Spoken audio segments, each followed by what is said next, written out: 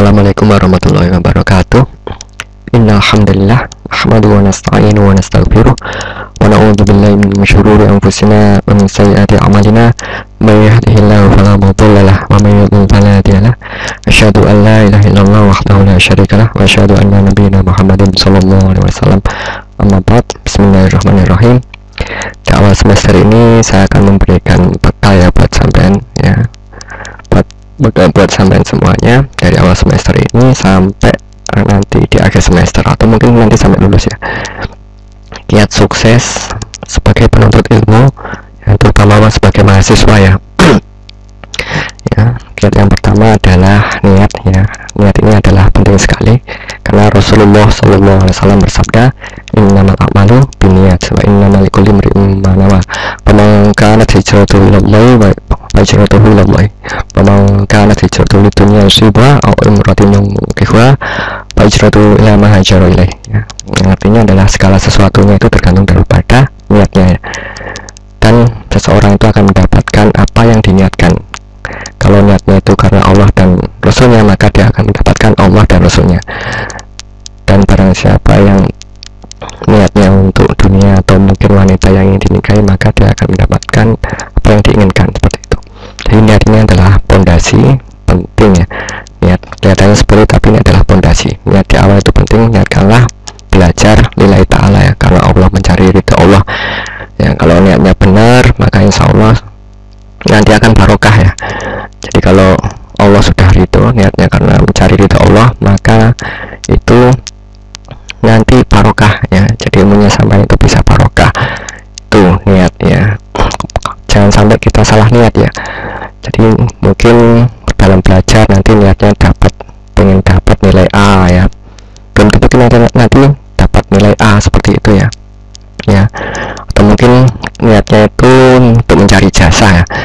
Belum tentu nanti dapat ijazah, mungkin bisa jadi di tengah kuliah itu bisa jadi drop out kayak gitu ya, seperti itu. Atau mungkin untuk mencari pujian dosen, seperti itu ya. Jangan sampai seperti itu ya. Niatkanlah lillahi ta'ala ya. Jadi niat ini adalah pondasi penting buat sampean semuanya. Niat. Kemudian niat ini boleh lebih dari satu, yaitu yang pertama adalah niat mencari ridha Allah ya, ridha Allah.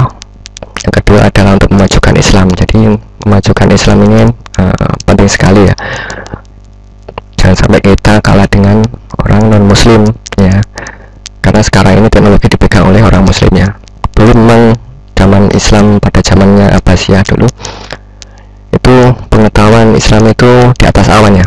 Jadi pengetahuan kedokteran, matematik ya, dan seterusnya itu sangat berkembang ya. Sampai pada akhirnya ada tentara Tatar yang datang ya, selama 40 hari 40 malam itu mengepung dan membakar kitab-kitab yang ada di sana di perpustakaan, kemudian membuang kitab-kitabnya ke sungai ya, sampai sungainya itu hitam seperti itu. Dan akhirnya Islam itu surut ya. Islam surut dan akhirnya sekarang pengetahuan dipegang oleh Barat ya. Jadi kita sebagai orang Islam harus bisa mengembalikan lagi dengan teknologi yang kita pelajari sekarang ini adalah teknologi informasi, teknologi informatika, teknologi komputer ya. Jadi jangan sampai kalah dengan orang-orang yang non muslim, seperti itu. Itu yang pertama. Jadi niat ya, jadi niat itu boleh lebih dari satu, niat mencari ridha Allah, dan yang kedua adalah untuk memajukan Islam. Kemudian tips yang kedua adalah ridho dan doa kedua orang tua. Jadi kedua orang tua ini penting sekali ya. Mintalah doa sama ridho kedua orang tua, karena mereka berdua itu adalah doanya mustajab banget ya. Mustajab banget, terutama ibu ya. Kalau dalam hadis disebutkan ibu itu 3 kali ya, ibumu, baru bapakmu ya. Karena ibu itu ya, kita ingat kalau dulu waktu kita mengandung ya, kita dikandung ibu ya, itu selama 9 bulan ya. Mungkin di semester pertama itu ibu ya mual-mual ya, mual-mual seperti itu. Saya lihat istri saya itu ketika hamil itu juga seperti itu ya. Jadi 3 bulan pertama itu mual-mual seperti itu, kemudian 4 bulan selanjutnya, bulan keempat sampai ke-9 itu menghitung ya, membawa sampean ya dalam perut itu juga berat ya, juga letih seperti itu, tidur pun juga nggak nyenyak ya seperti itu, kadang yang nendang-nendang seperti itu. Dan ketika waktu melahirkan pun juga demikian ya, antara hidup dan mati ya. Ada yang ketika melahirkan itu meninggal dunia, ada yang selamat semuanya, bayinya selamat, ibunya selamat, yang jadinya ya sama semuanya itu ya. Kemudian ketika sudah dilahirkan ya, dikasih nenen, kemudian dikasih makan ya biar nggak lapar, kasih minum biar nggak haus, kemudian dimandikan biar bersih, kemudian dikasih pakaian ya biar nggak dingin seperti itu ya. Itulah kasih sayang ibu ya. Kemudian sampai disekolahkan dari TK, SD, SMP, SMA, MI, MTS, Aliyah ya, dibiayai oleh bapak sampean ya. Kemudian sampai juga kuliah ya. Ya itulah perjuangan daripada bapak ibu sampean ya. Jadi mintalah doa kedua orang tua sampean ya. Pak Bu minta doanya ketika setelah sholat 5 waktu, atau mungkin minta didoakan ketika tengah malam ya, sholat tahajud seperti itu. Pak Bu minta doanya, minta ridhonya seperti itu ya. Seperti itu. Ini penting sekali ya. Boleh kita meminta doa kepada kiai, pada ustadz seperti itu boleh, kepada orang soleh itu boleh ya. Ya, tapi ada yang lebih mustajab lagi, yaitu ibu kita, orang tua kita, bapak kita ya, terutama ibu ya. Itu sangat mustajab banget ya. Ya. Jadi boleh kepada orang soleh itu minta doa itu boleh, tapi ada yang lebih dekat yang kita komunikasi tiap hari, yaitu ibu kita dan bapak kita. Jadi silakan, mumpung bapak ibunya sampean masih ada, silakan sampean minta doanya, itu mustajab banget ya. Seperti itu ya, mumpung bapak ibunya sampean masih ada, silakan ya, itu sebagai ladang ya, ladang buat sampean ya, ladang doa di sana. Kemudian kalau mungkin bapak ibu sampean masih ada, silakan sampean berbakti ya, berbakti pada orang tua ya, sopan kepada orang tua ya. Kalau kita sama orang lain baik, sopan ya, kepada orang tua harus lebih sopan lagi, harus lebih baik lagi. Jadi ada nilai lebihnya ya. Ya. Lebih baiknya jangan sampai kita mendurhakai orang tua kita ya. Jangan sampai menyakiti hati orang tua kita. Karena Rasul bersabda, ridhollahi fi ridhol walidaini wa sukhtullahi fi sukhtil walidaini. Ridhonya Allah itu tergantung daripada ridhonya kedua orang tua, dan murkanya Allah itu tergantung daripada murkanya kedua orang tua. Jadi ketika orang tua itu ridho, maka Allah juga akan ridho ya. Dan ketika orang tua itu marah, maka Allah pun juga akan murka kepada kita. Jadi seperti itu ya. Dan dalam hadis lain disebutkan al-jannatu tahta aqdamil ummahatikum. Jadi surga itu berada di bawah telapak kaki ibumu ya. Jadi sebenarnya surga ya, pintu surga itu di kedua orang tua kita ya. Untuk orang tua kita masih ada ya, silakan sampean berbakti ya. Itulah pintu surga buat sampean. Sebenarnya orang yang sukses itu ya, orang yang masuk surga itu ya, qad aflahal mu'minun, beruntunglah orang yang mukmin. Orang yang mukmin yaitu yang masuk surga itu, kalau dalam surat Al-Mu'minun ini. Orang yang masuk surga itu adalah orang-orang yang beruntung ya, orang yang sukses, dan pintu-pintunya adalah bapak ibu kita ya. Jadi kalau dan sampai kita berbuat durhaka kepada orang tua, kalau kita berbuat durhaka kepada orang tua, khawatirnya nanti sebelum kita minta maaf, orang tua itu akan meninggal, orang tua itu meninggal dunia misalkan, itu akan menjadi penyesalan buat sampean seumur hidup ya. Jadi nggak hanya 1 atau 2 tahun, tapi seumur hidup sampean akan menyesal seperti itu. Jadi mumpung bapak ibunya sampean masih ada, silakan sampean berbakti kepada orang tua. Itu. Kemudian kalau misalkan ada orang tua kita yang meninggal dunia ya, didoakan ya, didoakan, minta diampunkan ya. Karena Rasulullah SAW bersabda, idza matal insanu inqata'a amaluhu illa min talatin shadaqatin jariyah aw ilmin yuntafa'u bih aw waladin sholihin yad'ulah. Jika seorang itu meninggal dunia maka terputus amalnya kecuali 3 perkara, yaitu sedekah jariah ya, sedekah jariah, ilmu yuntafa'u atau ilmu yang bermanfaat, awayatin sholihin yad'ulah atau anak yang mendoakan doa orang tuanya. Jadi silakan kalau masih hidup ya silakan berbakti, ketika meninggal dunia berbaktinya ya didoakan, itulah berbakti anak kepada orang tua kita ya. Kemudian pesan saya, sampai juga harus bersungguh-sungguh belajar ya, karena untuk biaya kuliah itu mahal ya. Jadi per semester itu berapa, UKT-nya berapa, mahal sekali ya.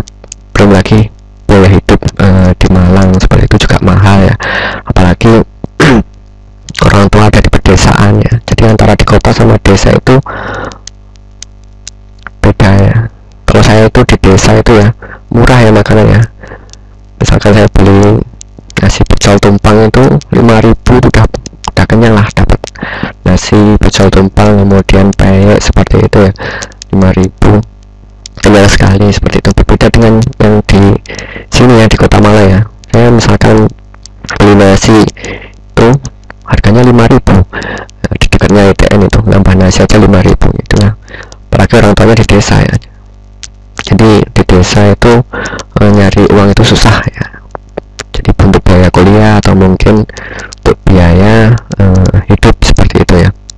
Dan mumpung orang tuanya masih ada, silahkan sampai bersungguh-sungguh ya, dimanfaatkan waktunya, jangan sampai main game sampai larut seperti itu ya. Kasihan orang tua ya, karena nyari uang itu susah ya. Ada orang tua yang buat kuliah itu sampai ada yang menjual kambing, ada yang menjual sapi, atau ada yang menjual perhiasan ya, bahkan ada yang sampai utang-utang seperti itu. Jadi pernah seperti itu ya, utang ya, dan saya pernah melihat seperti itu, jadi utang sana ke sini, kasihan orang tua ya. Kalau anaknya nggak ngerti itu kasihan banget seperti itu. Jadi silakan sampai bersungguh-sungguh seperti itu. Kemudian mumpung orang tuanya sampai masih ada, silahkan juga sampai bersungguh-sungguh ya, mumpung masih ada ya. Khawatirnya ya bukannya mendoakan ya, kayak kisahnya teman adik saya ya. Ini bukannya mendoakan, tapi ini adalah sebagai pelajaran ya, pelajaran. Adik saya itu punya teman yang kadang kalau ketemu juga ngobrol, pernah ngobrol lah. Jadi ketika di tengah-tengah kuliah seperti itu ya, yang biayai dia, yang biaya kuliah itu bapaknya, kemudian ibunya itu ibu rumah tangga, dan dia punya adik banyak ya, 2, 3 atau 4 gitu adiknya, dan dia anak pertama. Dan dia belajar berkumpul sama teman-teman kayak sampean ya, seperti itu, bercanda seperti itu ya. Qadarullah di tengah perjalanannya kuliah bapaknya itu meninggal dunia ya, meninggal dunia, dan akhirnya mau nggak mau dia harus keluar dari kuliah dan bekerja seperti itu untuk membiayai kehidupan keluarganya ya, diberikan kepada ibunya, dan juga membiayai adik-adiknya sekolah ya. Bayangkan kalau itu terjadi pada kita itu siapa apa enggak seperti itu. Makanya silakan mumpung bapak ibunya sampean masih ada dan mampu membiayai kuliah, silakan sampean bersungguh-sungguh ya, mumpung bapak ibunya sampean masih ada seperti itu. Itu yang kedua. Kemudian yang ketiga, pesan saya adalah silakan sampean berkata sopan sama guru-guru sampean ya, sama dosen-dosen sampean ya, karena mereka adalah kepanjangan tangan daripada kedua orang tua sampean. Jadi kita diamanati untuk mengajari sampean itu, mendidik sampean itu akhlak ya, dan juga ilmu pengetahuan seperti itu. Jadi mereka adalah kita itu adalah kepanjangan tangan daripada kedua orang tua sampean, terutama guru ngajinya sampean ya. Kalau ada guru ngaji ya, kita harus lebih sopan lagi seperti itu, berpakaian yang rapi ya, berkata yang sopan seperti itu. Itu yang ketiga. Kemudian yang keempat, silakan sampean sharing ilmu ya. Sharing ilmunya penting sekali ya, jangan sampai kita pelit ilmu ya. Di sharing ilmu ini, kalau misalkan ada teman kita yang susah, yang nggak bisa ya bertanya gitu ya, diajarin temannya ya, jangan disimpan sendiri ya. Kalau kita sharing ilmu, teman kita juga banyak ya, teman kita juga banyak, jangan sampai pelit ilmu. Kalau pelit ilmu nanti teman kita nggak ada ya, kita nggak punya teman seperti itu. Kalau kita share ilmu, teman kita banyak ya, itu rezeki itu dari itu ya, dari teman-teman kita. Kayak saya kuliah dulu juga demikian ya. Saya dulu kalau ada teman yang nanya ya saya kasih tahu seperti itu, apa yang saya bisa ya saya ajari seperti itu, dan itu pun semakin dalam ya, semakin luas ilmu kita dan teman kita semakin banyak. Kemudian kalau teman kita banyak, itu rezeki itu dari situ ya. Jadi ada teman-teman itu yang misalkan ada project itu ditawari ya, teman bisa buat aplikasi berbasis web seperti itu. Oh bisa, seperti itu kan lumayan, nanti misalkan dapat project, kemudian kita dapat fee seperti itu. Pernah ya saya membuat aplikasi web waktu kuliah itu juga dapat fee, kemudian membuat proxy ya, settingan proxy di warnet seperti itu juga dapat fee juga. Nah itulah, itu pun dari teman-teman gitu loh. Jadi kita itu sebagai orang IT, sebagai manusia ya, harus juga bisa bersosial. Jadi nggak hanya mengurung diri di kamar, mengurung diri di kosan seperti itu, menyendiri seperti itu, enggak. Kita sebagai orang IT ya juga harus bersosial ya. Itulah forum-forum yang ada, komunitas-komunitas ya. Di TI kan banyak ya, ada komunitas Webbunder, kemudian ada komunitas ETH0, ada Ontaki dan sebagainya. Itulah forum-forum itu ya. Karena mereka juga di sana sharing ilmu ya, sharing ilmu. Jadi teman-teman kita nanti juga banyak sharing ilmu ya, seperti itu. Itulah forum-forum ya, komunitas-komunitas seperti itu. Itu penting sekali ya untuk sharing ilmu. Teman kita banyak, jadi kalau misalkan sampai sering sharing ilmu, kemudian nanti sampai pas lulus itu ya, waktu lulus itu ada tawaran job dari teman-temannya sampai, oh misalkan ada tawaran seperti ini, itu nanti yang diingat sampeannya, oh itu ada teman saya yang jago web misalkan, nanti sampai akan dijabri seperti itu. Ini ada lowongan pekerjaan, butuh developer dan sebagainya, web developer dan sebagainya. Nah itu samanya kan direkomendasikan seperti itu. Kemudian yang kelima, silakan tambahin otodidak ya. Otodidak ini penting sekali ya, karena tiap menit, tiap detik itu ilmu pengetahuan komputer itu selalu berkembang. Jadi silakan sampai mengupgrade ilmu ya. Jadi mungkin di kelas itu kita hanya mengajarkan basicnya aja ya, kita sebagai dosen mengajarkan basicnya aja ya. Anggaplah kita itu sebagai dosen mengajarkan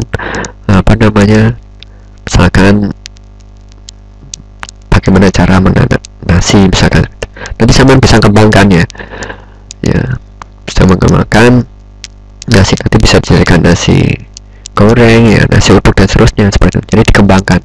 Jadi kita itu cuma mengajarkan basicnya aja, dan silakan sampean mengembangkan sendiri ya, seperti itu. Kemudian juga yang keenam adalah rajin ya. Rajin ini istilahnya istiqomah ya. Kalau dalam Al-Quran, innalladzina qalu rabbuna Allah tsumma istaqamu fala khaufun 'alaihim wa lahum yahzanun. Jadi saya suka dengan anak yang rajin ya, istiqomah ya, seperti itu. Rajin masuk, rajin mengerjakan tugas, seperti itu. Penting sekali ya. Ya kayak kisahnya teman sekelas saya dulu juga ada seperti itu. Jadi ada teman saya itu sekelas itu yang ya nggak pintar banget lah ya, pas-pasan lah ya. Kalau diterangkan dosen itu nggak paham-paham ya, kadang nanya ke saya ya, sering nanya ke saya, kemudian nanya ke teman-teman yang lain ya, dan itu tanyanya itu berkali-kali seperti itu. Jadi nggak langsung nangkep, tapi dia rajin ya, rajin masuk, rajin mengerjakan tugas ya, seperti itu. Laporan itu ya, laporan juga banyak, lengkap, detail. Kemudian kalau presentasi pun juga demikian ya, kalau presentasinya banyak seperti itu. Tapi dia rajin ya, rajin. Dan kagetnya setelah lulus itu dia mengajar ya, jadi guru, dan juga pernah juga jadi dosen ya. Waktu itu jadi dosen di Asia ya. Di Asia itu di Soekarno Hatta itu. Saya kaget waktu itu, kok bisa jadi dosen seperti itu ya. Tapi karena pendidikannya S1, sekarang cuma jadi guru aja ya, karena dosen itu harus S2. Dan pada waktu itu saya kaget banget seperti itu, kok bisa jadi dosen, kok bisa jadi guru ya. Ya itu rajin, itu rajin, kemudian dia tekun seperti itu. Penting juga ya untuk IT ya, seperti itu. Kemudian juga kalau ketemu itu ya kita juga ngobrol bareng dan makan soto bareng seperti itu. Yaitu kisah teman saya. Kemudian kisah Ibnu Hajar al Asqalani juga. Ibnu Hajar al Asqalani ini pengarang kitab ya, kitabnya tebal banget, menjadi rujukan para ulama juga. Ini juga demikian ya. Dulu waktu ya beliaunya ini, Ibnu Hajar itu sebenarnya banyak. Yang paling terkenal itu adalah Ibnu Hajar al Asqalani. Beliau itu belajar kepada seorang syekh, kemudian belajar ini nggak paham-paham ya, dari syekhnya ini nggak paham-paham, sampai pada akhirnya beliau putus asa dan pulang ya. Tengah perjalanan beliau melihat batu besar atau batu sungai ya, batu sungai hitam ya, jadi yang kuras itu ya. Biasanya batu kali, batu sungai itu dibuat pondasi rumah, sangat keras sekali. Yaitu beliau melihat batu sungai, batu kali yang hitam itu ya, di situ ada air yang terus menerus mengalir seperti itu, sampai beliau melihat lubang di batu tersebut ya. Beliau mengamati, oh ini ada lubang ini, dan disitu ada air yang selalu menetes seperti itu. Padahal air ini lembut sekali, itu bisa membuat lubang batu yang keras seperti itu. Dan akhirnya beliau mendapatkan hidayah sama Allah ya, pencerahan lah ya dari Allah Subhanahu wa taala, bahwasanya hati yang keras itu ya bisa lembut, bisa bisa tergores dengan air yang lembut ya. Artinya dibaratkan batu itu adalah hati ya, kemudian air itu adalah ilmunya ya. Maka dia akan terus menerus ya, ketika itu terus menerus dialiri ilmu ya, rajin seperti itu, maka akan bisa masuk ke dalam hati. Kemudian beliau kembali kepada syekhnya, kemudian beliau belajar lebih lama lagi, lebih rajin lagi, dan akhirnya beliau menjadi seorang ulama dan menulis banyak kitab semua, dan kitab-kitab beliau ini menjadi rujukan itu ya. Kemudian yang ketujuh, pesan saya sebagai penuntut ilmu ya, banyak-banyak istighfar ya, banyak-banyak istighfar ya, jauhi maksiat, itu paling penting ya. Jadi kalau dalam hadis, kalau kita berbuat maksiat itu akan menutupi hati ya, noktah-noktah hitam, bintik-bintik hitam yang akan menutupi hati. Dibaratkan hati kita itu adalah cerminnya ya. Jadi ketika cermin itu banyak noda hitamnya, maka nggak bisa buat bercerminnya, akan tertutupi dengan nokta-nokta hitam tadi ya. Dengan istighfar maka itu akan terhapus ya,